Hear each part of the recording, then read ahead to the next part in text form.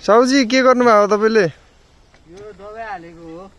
ए कुन दबाई हो, कतिको के काम गर्छ यो दबाईले भनिदिनु पर्यो। दबाईले आलुको कीटाणुहरू सबै मार्छ अनि त्यहाँबाट आलु हरियो भएर आउँछ। यस्तै हो। ए कति कति दिनमा हाल्नुपर्छ, के गर्नुपर्छ यसमा? 10-12 दिनमा हालिराख्नुपर्छ दबाई त। तपाईँलाई राम्रोसँग ज्ञान छ यसको? हजुर के भनेको? राम्रोसँग ज्ञान छ यो आलुको बारेमा?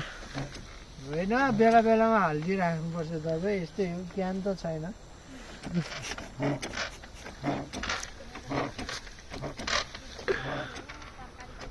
अरू के गर्ने गरेछ त? छैन, पानी हालिदिने, दबाई हालिदिने, किराको भिटामिनहरू हालिदिने गरेछ यो तोरीमा, आलुमा, सबैमा। तपाईँ त निकै पौरखी हुनुहुँदो रहेछ त।